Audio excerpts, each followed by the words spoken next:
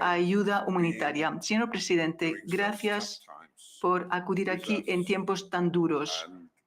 Gracias por estar con nosotros y estamos pendientes de su discurso. Después de su discurso conversaremos con mi colega Borge Brende, presidente del Foro Económico Mundial. Gracias.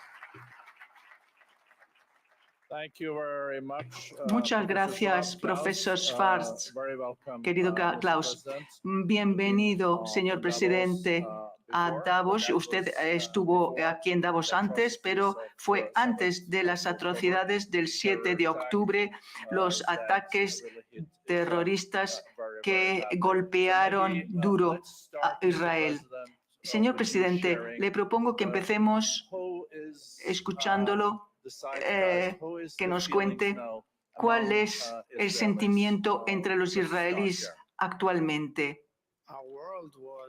Nuestro mundo fue golpeado el 7 de octubre y debo decir que estamos celebrando la fiesta religiosa judía y despertamos con un gran sobrecogimiento y aún no lo conseguimos entender. Como nación eran las 6 de la mañana y de repente estallaron las sirenas en una mañana de fiesta donde la gente está de vacaciones y para presenciar horrores que nunca pensamos que veríamos. Atrocidades que la humanidad no ha visto desde hace generaciones, atrocidades que han golpeado a los judíos y al Estado de Israel y se trata del mayor número de judíos asesinados desde el Holocausto. Y vemos barbarismo, sadismo, violaciones, degollamientos, se quemaron las casas. En una de las casas que quemaron había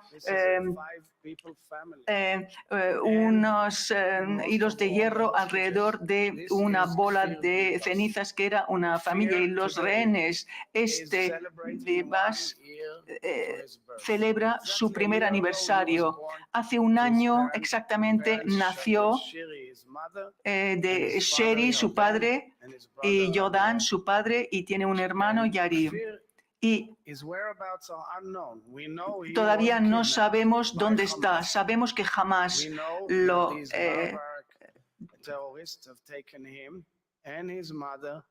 lo secuestró y su padre y su hermano también se encontraban en otro lugar. Saben que están viviendo un infierno, no saben dónde andan y el enemigo que pretende que defiende el yihadismo, celebra el terror y glorifica y celebra el secuestro de este bebé Vivas. Así que yo en este escenario llamo al universo para que no cesen en pedir la liberación de todos los rehenes que están.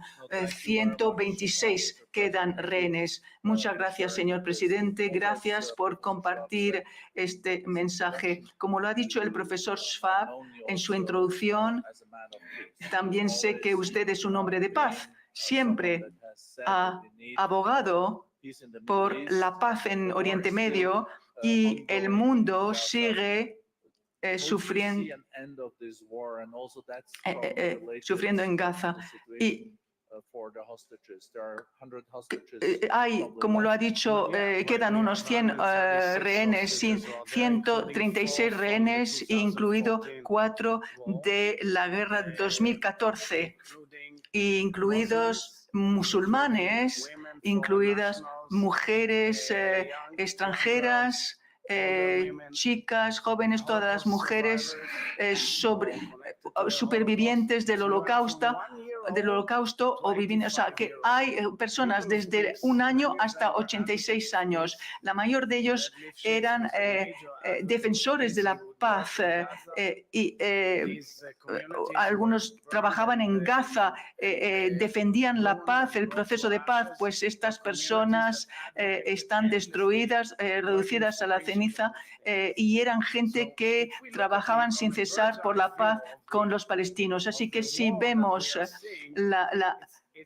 la guerra, no es solo una guerra entre Israel y Hamás. Ya hablaré de Israel y Hamás, pero el tema y el mundo tiene que verlo, que aceptar verlo tal cual como es. Hay un imperio del terror que emana de Irán, que gasta miles de millones de dólares en armas y en el bienestar de gente para desestabilizar el mundo y la región. Han atacado las fuerzas americanas hace 2 días. Hay fuerzas que dependen de ellos en toda la región para acabar con cualquier proceso de paz, con cualquier estabilidad en el mundo. Y eso es lo que vemos y hay que verlo. Es una coalición muy fuerte. Jamás es un elemento solo de esta cultura del odio, del yihadismo, que ha decidido ir en contra del bienestar de los judíos, en el único estado de los judíos, matando a las personas de la forma más barbárica. Y tenemos que buscar un mejor futuro para los palestinos, que son nuestros vecinos. No negamos que son nuestros vecinos, pero si le pregunta a un israelí de la calle hoy en día sobre su estado mental, nadie puede encontrar una solución de paz, un acuerdo de paz, porque por ahora lo que piden es seguridad para el futuro. Cualquier israelí quiere estar seguro de que no lo van a atacar de la misma forma, de norte a sur, oeste. Está el Hezbollah en el norte, armado hasta los dientes por Irán, financiado por Irán, y que no para de pegar tiros, de matar a civiles, a soldados, y que va en guerra contra Israel. Y entonces el mundo tiende a olvidarse y sigue, pero estamos luchando una guerra por el mundo libre, por todo el mundo. Y yo lo digo, si Israel no estuviera aquí, luego sería Europa la que estaría en esta situación, porque los yihadistas quieren borrar toda la región también, y luego Europa también, y luego Estados Unidos. Así que esta guerra es un elemento esencial en la historia de la humanidad. Señor presidente, la guerra de Gaza lleva 100 días. Israel no es inmune a las críticas internacionales sobre la situación humanitaria de Gaza. Ahora hay 2 millones de personas que viven en condiciones duras y la mayoría de ellos no apoyaban siquiera a Hamás. Así que, ¿cuál es su mensaje? Bueno, pues a los que no apoyan a Hamás. Bueno, yo tengo un mensaje especialmente para los palestinos. Yo llevo años abogando por la paz con mis vecinos. Lo dije en una sesión del Congreso el 19 de julio, justo antes de la guerra. El terror es el mayor impedimento para llegar a la paz. No podemos aceptar el terror directo o indirecto. No se puede justificar. Debe pararse del todo el terror. No puede haber terror. El problema es que hay sociedades, hay pueblos que apoyan Hamás, y cuando apoyan el Hamás, apoyan el terror bárbaro contra los LGBTQ o cualquier otro, sea judío, Israel o lo que sea. Esto debe ser un mensaje claro al mundo. El terrorismo es inaceptable. Por tanto, nosotros fuimos a la guerra, porque vimos que estaban una ciudad terrorista justo allí, túneles del tamaño del metro de Nueva York. Es decir, que miles de millones de dólares se han gastado para esta vida subterránea. Y si no se hubiera gastado, tendríamos la región más bonita del mundo y encima la paz. Pero al contrario, optaron por el terrorismo del que se encargó Hamás en el golpe de Estado de 2007, después de que saliéramos de Gaza de forma unilateral hasta el último iota, y desde entonces se convirtió en una plataforma de terror para Irán. Y desde entonces cada vez nos recibimos miles de misiles sobre nuestras cabezas y hasta llegar a este acto de barbarismo el 7 de octubre. Y en cada casa en Gaza vemos equipos de terror. En una habitación mueves la cama y encuentras un misil debajo de ella y pueden tirar, tienen un alcance de 100 kilómetros, o sea, en cualquier lugar de Gaza puedes darle a un botón y te sale un misil hacia Israel. O sea que tenemos que entender que si tenemos el derecho de defendernos, es un derecho inherente ir a capturar a los terroristas, limpiar las casas y luego hacer que vuelvan los ciudadanos. Es lo que estamos haciendo. Yo no cierro los ojos sobre la tragedia humana de Gaza y quiere que sepa algo, que saber algo. Nos preocupa. Es doloroso para nosotros ver lo que sufren nuestros vecinos. Pero ¿qué más podemos hacer para defendernos si nuestros enemigos deciden crear trancheas de terror de un tamaño inconcebible? Allí donde vamos, a las tiendas, en los salones, en las habitaciones, en las escuelas. En las escuelas hasta hay banderas del ISIS en las escuelas. Es sencillo. Yo lo enseñé. Se encuentran libros de Mein Kampf, de Hitler, en habitaciones y vemos que jamás explica guías cómo organizar campos de verano para el yihadismo para niños, para enseñarles el terrorismo y la resistencia, que significa terrorismo. Así que tenemos que explicar cómo se hizo en la Segunda Guerra Mundial, se luchó contra el terror. Y miren los UTIs, porque ayer en el Foro Económico Mundial dijeron que el tema de los UTIs es la prioridad número 1 porque sube el coste de vida de cada familia del universo. Una pequeña tribu de unos miles de personas amedrentan el imperio, un imperio con armas, drones, misiles. Yo no creo ni que Noruega tenga tantas armas. Esto que es, se está desvelando un gran sistema de terror y el mundo tiene que unirse y decir, sabemos que es difícil, pero tenemos que estar con Israel para resolver esto. Y desde luego es bienvenida esta coalición armada para luchar contra los hutis, porque así deja claro que ya no es aceptable el terror. Señor presidente, algunas personas dirían que fue un error en 2005 cuando el hecho de que Sharon dictara el retiro de Gaza, de las colonias, porque esto dio el poder a Hamás. Y también no fue posible, ya no fue posible una solución de dos estados.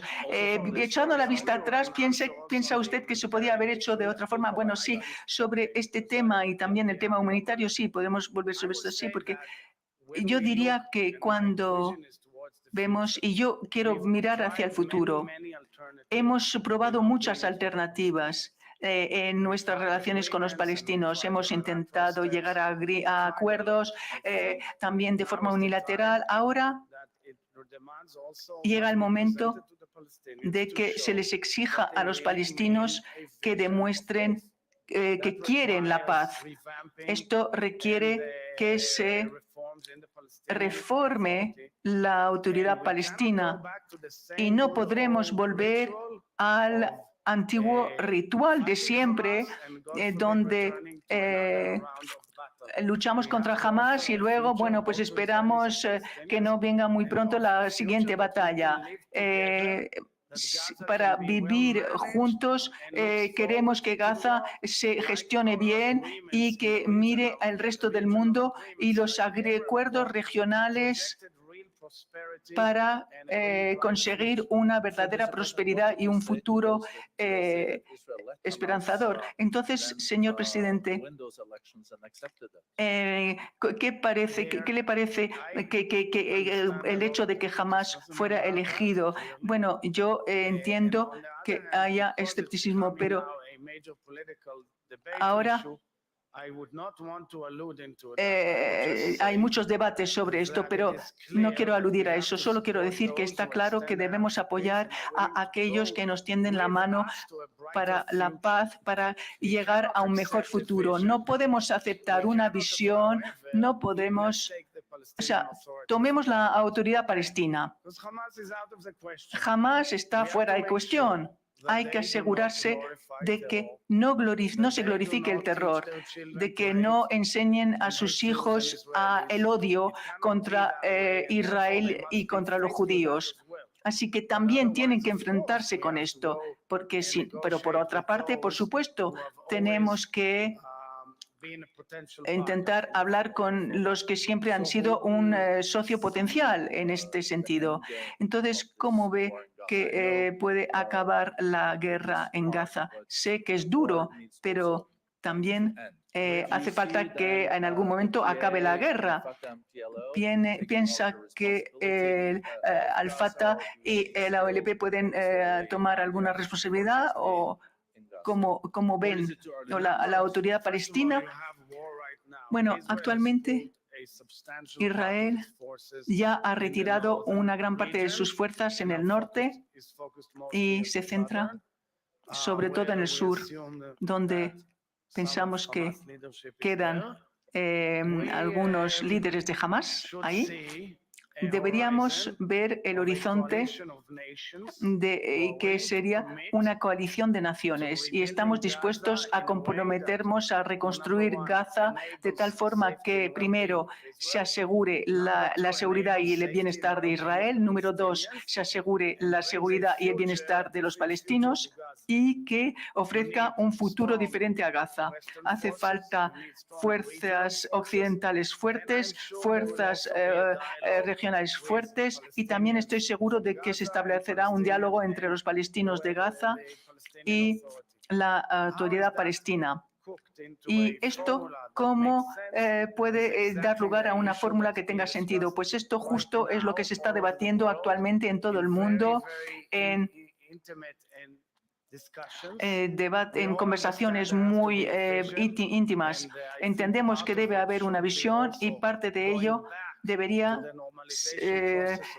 dar lugar a volver al proceso de normalización entre Israel y en la región.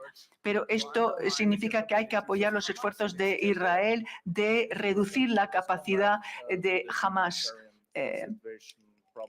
Volvamos, señor presidente, a la situación humanitaria debido al cruce de Rafah que está cerrado. Quería volver sobre esto, ¿verdad? Me parece que hay una necesidad urgente de agua potable, alimentos, medicina y, por supuesto, quiere usted asegurarse de que esto llegue a los civiles en Gaza y que esta ayuda llegue a ellos. Sí. Nosotros estamos comprometidos desde el primer día a mejorar el suministro humanitario a Gaza lo más posible. Primero, recordemos a nuestro querido público aquí que desde el primer día Israel, según las reglas del derecho humanitario internacional, identificó zonas seguras para que los ciudadanos pudieran desplazarse allí, para que nosotros pudiéramos ir allí y desvelar las raíces terroristas que están allí. Pero Hay situaciones terribles en zonas de guerra, por supuesto, y por eso desde el primer día nos hemos comprometido a dejar entrar convoyes de camiones que llevaban ayuda humanitaria. Yo mismo fui al cruce de Mizana con los medios de comunicación para ver cómo se filtraban los camiones. Ahora podemos dejar entrar hasta 400 camiones al día, es decir, 20.000 toneladas de bienes al día de ayuda.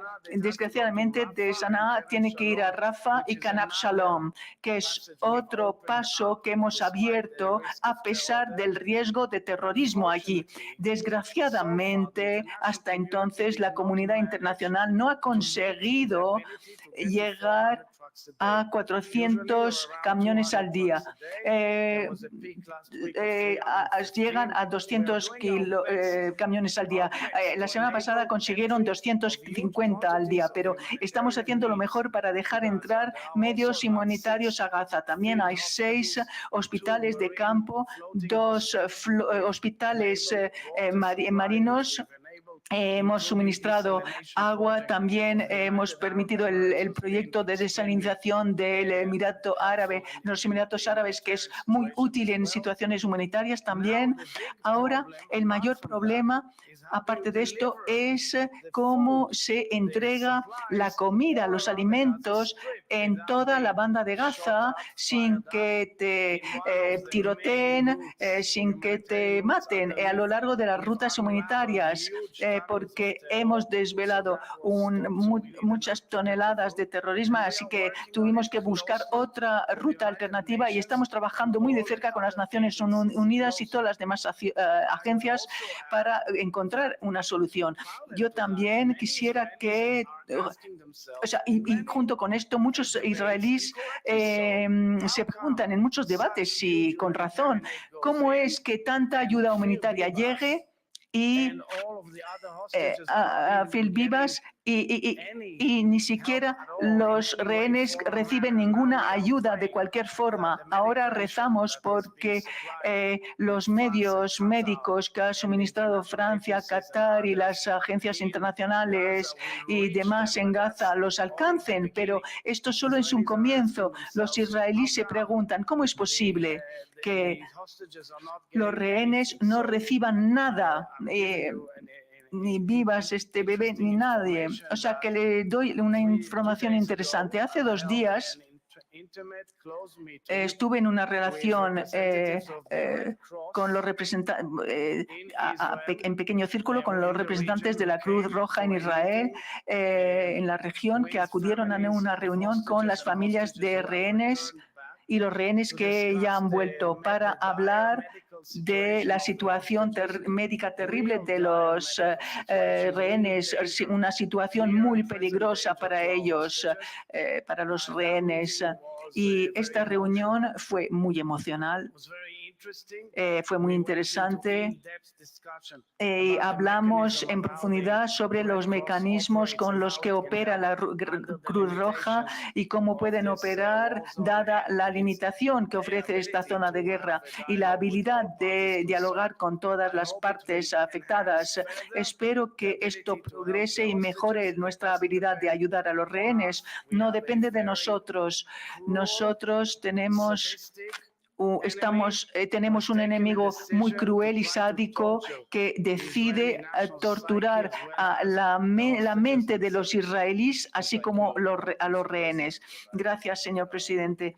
Y pienso que el futuro de los rehenes es un elemento clave. Sí, lo es. Para acabar la guerra en Gaza. Y de hecho es un comentario importante. Claramente la solución y la liberación de los rehenes es un elemento clave y la gente no debe olvidárselo. Señor presidente, nos conocemos desde hace décadas y siempre lo he conocido como un hombre también que siempre ha abogado por la paz y también ha abogado por una solución de 2 estados. Y no, cuando entonces no era un tema clave en Israel. Hoy hemos asistido a este ataque terrorista el 7 de octubre, que ha golpeado a Israel muy duro Y es una situación terrible, pero cuando uno piensa en esta situación, en las últimas décadas no ha habido momento para pensar en una solución de dos estados, porque el argumento era que están los acuerdos de Abraham, estamos mejor con los vecinos. ¿Usted piensa que se subestima el impacto de que no exista un proceso político para conseguir una solución de dos estados? Sé que es prematuro y lo ha dicho usted y lo respeto plenamente debido a la guerra, pero hace falta encontrar un camino para la paz en el futuro y el camino que siguieron ustedes resultó en esto. Por supuesto, la polarización en Israel ha hecho que Israel fuera más vulnerable porque no estaba preparada en esto. Sé que hay otro enfoque. Aquí ha apuntado a muchos temas. Aquí el sistema político israelí siempre es muy interesante. Yo diría que lleno de debates, discusiones sobre muchos temas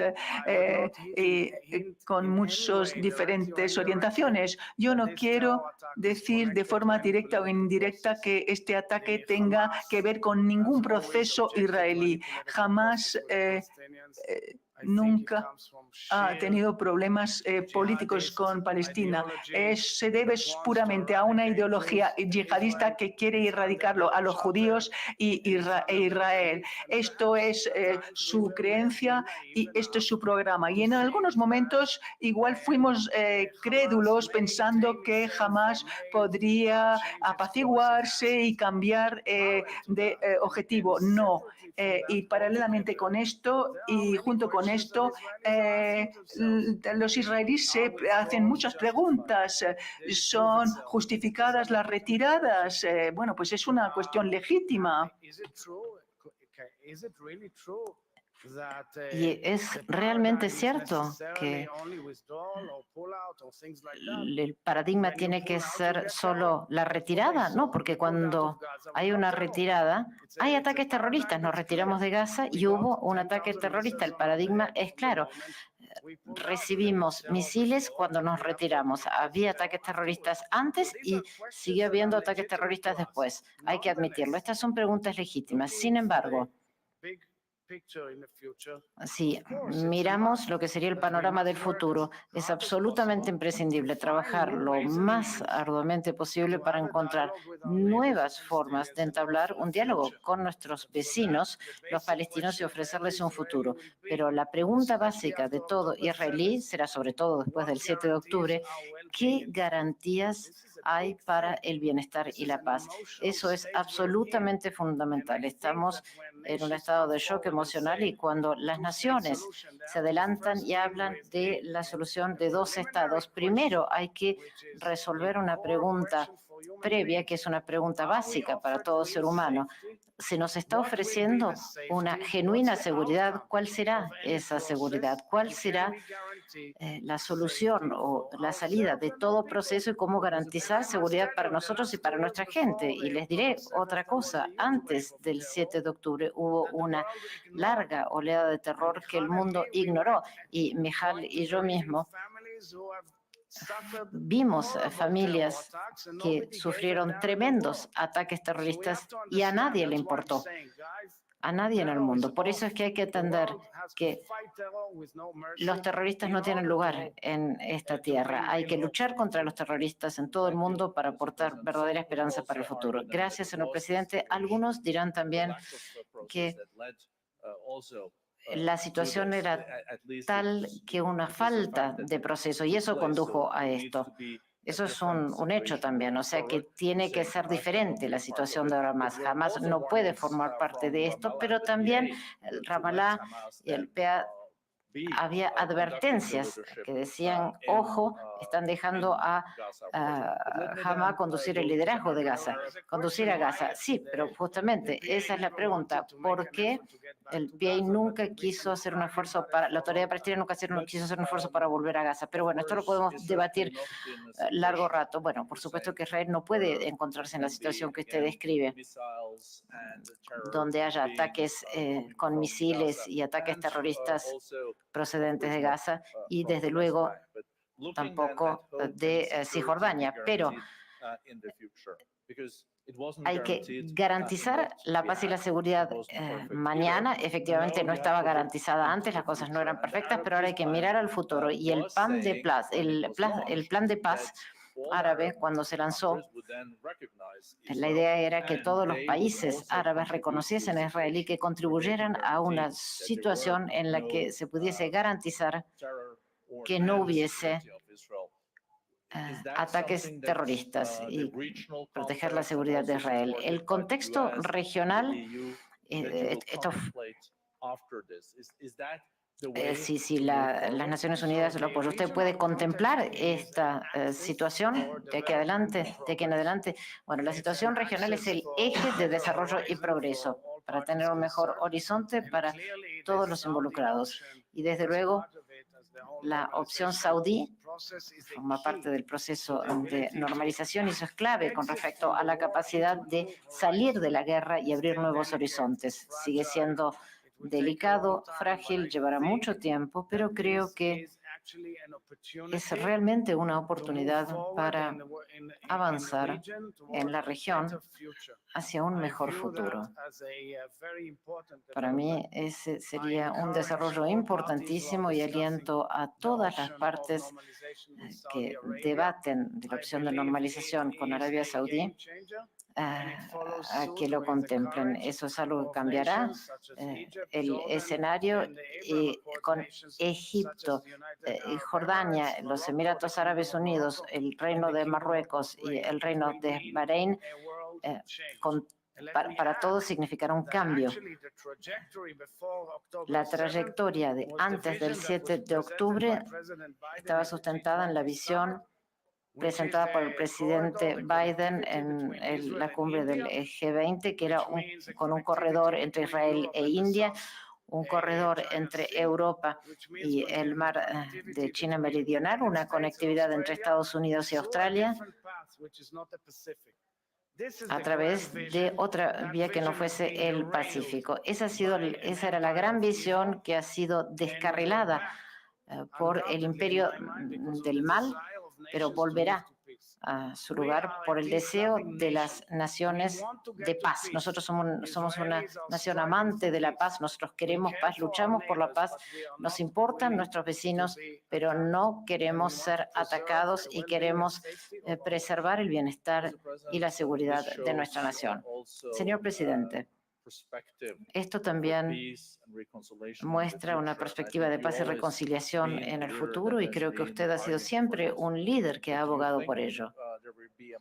Pero ¿cree que habrá una mayoría en Israel, en el Knesset, que comparta esta visión una vez que termine la guerra? Yo creo que para los israelíes tienen que decidir, porque nosotros somos una nación democrática con sólidos pilares democráticos y el espíritu de debate es muy vigoroso. Son debates legítimos. Las 24 horas del día, los 7 días de la semana estamos inmersos en esta tragedia. El debate se centra en cómo salir de ella, cuál ha de ser la solución. Entendemos que algunas dimensiones de la solución son muy complejas, hay muchos relojes políticos y consideraciones por parte de múltiples naciones, pero digo desde el inicio que los valores básicos de Israel son la paz y la seguridad.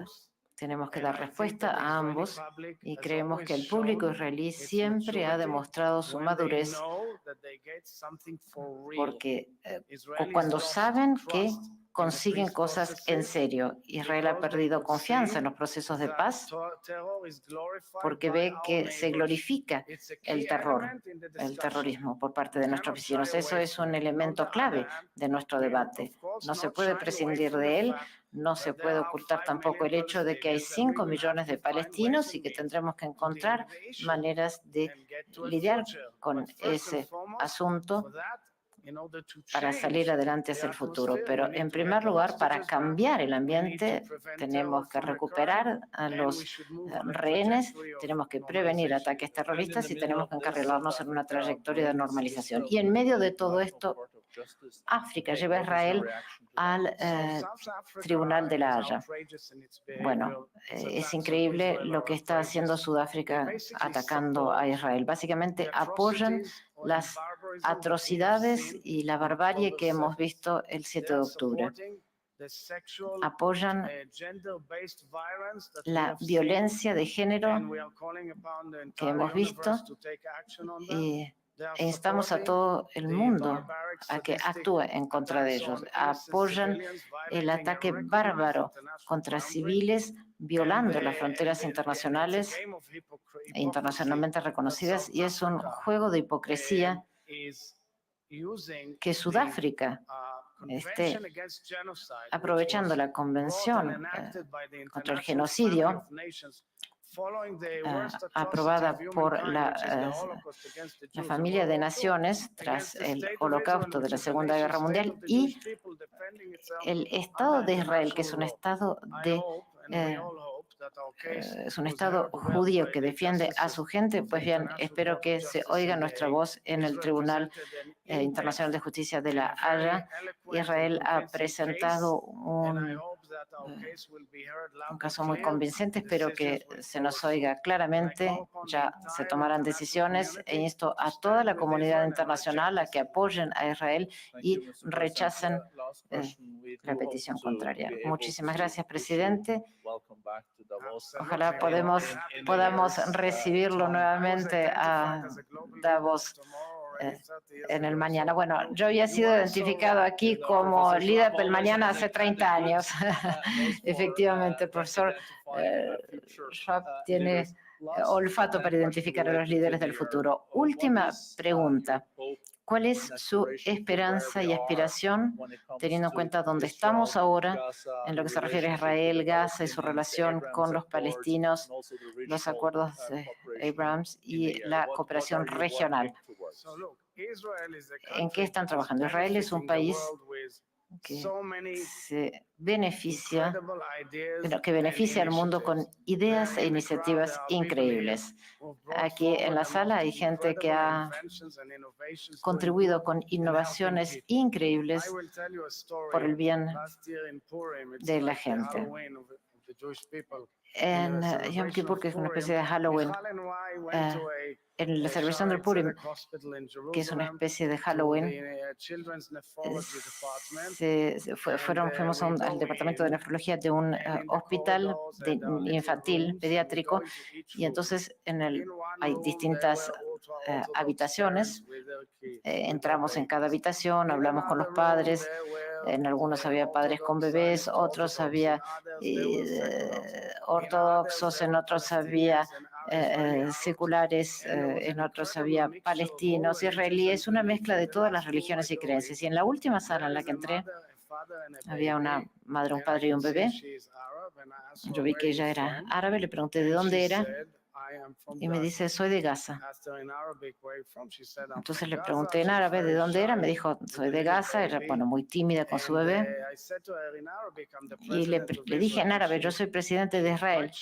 Y ella se quedó realmente choqueada que un jefe de Estado entrase en su habitación y hablase con ella. Y yo le dije, bendigo a tu hijo y espero que viva en paz. Ese niño y su familia seguramente fueron traídos al hospital por voluntarios del kibutz que estaba allí cerca de Gaza, que se habrán ofrecido como voluntarios para ofrecerles tratamiento. Yo creo que esa es la visión que tenemos que proyectar. La gente quiere vivir junta, quiere vivir en paz. La coexistencia en Israel de tantas vidas y creencias, incluso entre palestinos e israelíes, es enorme, pero no podemos permitir que las fuerzas del mal que quieren arruinar esta visión, no podemos permitirles que ganen. Muchas gracias. Gracias a usted.